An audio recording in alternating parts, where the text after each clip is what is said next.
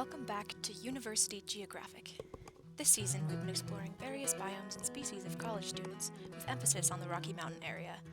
The Rockies house some fascinating specimens as we've seen, such as the Aggies, the Wolverines, and the Rams. But for our season finale today, we approach something new. A species so unique, so almost mystical, that it is certainly the most exotic species in its region, perhaps even its continent. Today, we observe the Cougs.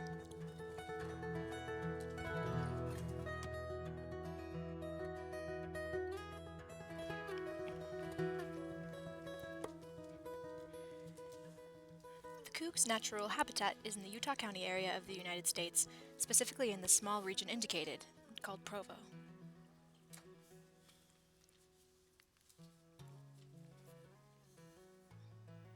Here are some Cougs up close. You'll notice the differences between these and other Western college students. For instance, their hides are thicker and more covering in both hot and cold seasons, which is a little bit confusing, being that the male Cougs actually don't have fur on their faces, which is usually a tie-in with generally cold climates. This is one of the many mysteries of the Cougs. A factor we often turn to face such phenomena with different species is diet, so that's what we'll do now. We'll explore exactly what a Coug eats.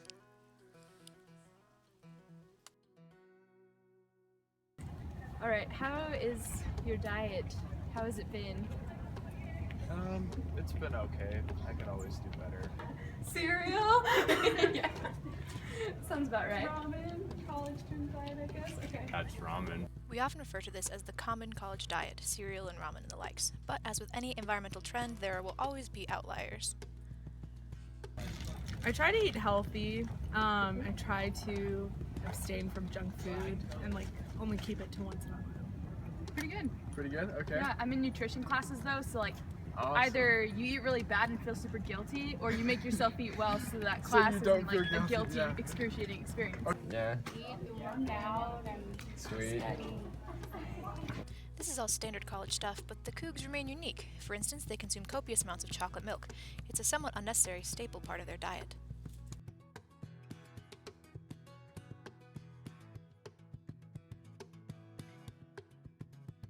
So how many hours of sleep have you been getting here since you've been here at BYU?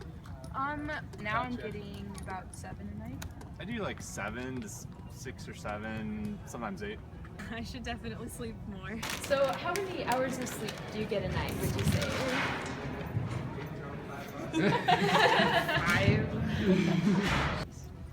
5. 5? Probably about 7. Now, an important element of sleeping habits is hibernation. The Cougs have a standard fall hibernation of roughly 5 days, and then just about a month later they go into their winter hibernation for about 16, and this is consistent with other college students. Some experts deem this fall hibernation unnecessary, that it just gets them excited for the winter hibernation. But note that their fall hibernation is one of their only 2 hibernations that they have. Cougs do not take a spring hibernation like most other college students. But I wouldn't mention that around a Coug if I were you. It does seem, however, that Cougs manage to make up for this lack of sleep in other ways.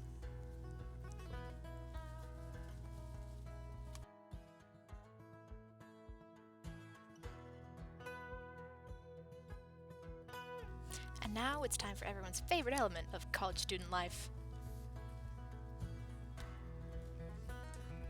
Finding a mate is important to all college students, but appears to be particularly so for Cougs. Cougs have developed some very unique mating calls to do so. Hey Sierra, what's your favorite temple? Manti? Oh, well mine's you. Oh! Hey, I just got back from my mission and I'm looking for my next companion.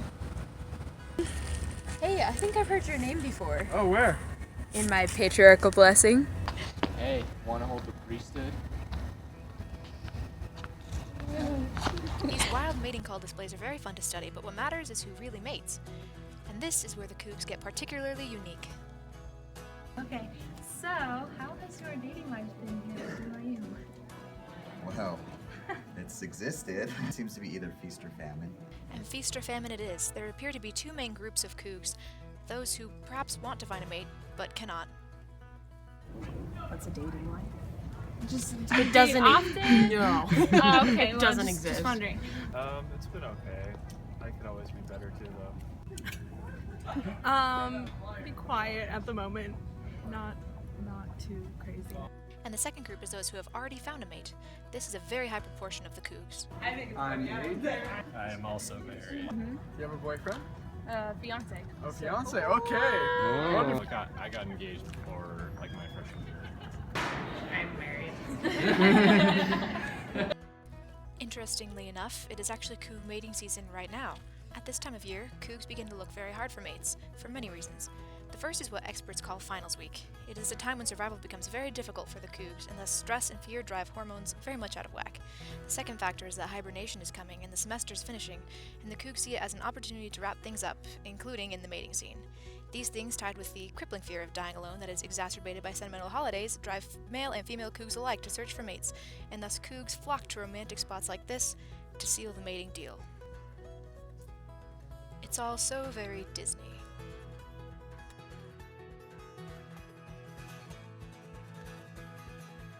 And actually, speaking of Disney, this is an interesting fact about the Cougs. A Coug can sense a Disney movie playing like a shark can sense blood on the water.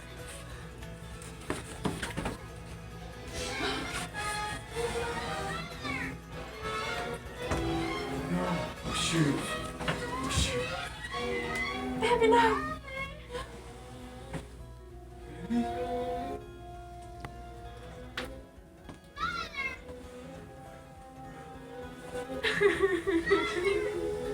The Cougs clearly have an affinity for Disney movies that is uncanny. He's got this. Oh, see, there you go. I told you you'd be fine. Yeah. 2, 2, 2, 1. Oh, see, there's a blood.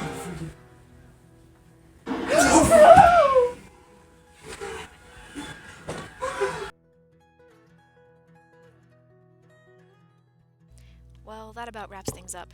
As you can see, the Cougs of Provo are an exquisite specimen, one of many wonders and mysteries. We may not completely understand them today, their hide-fur combinations, their staple foods, their hibernation, or their mating patterns, but we can benefit from their beauty and intrigue. Perhaps someday we may unlock their secrets. We hope you have enjoyed this program on University Geographic. Tune in again next week for our new program debut, Bronies of the East.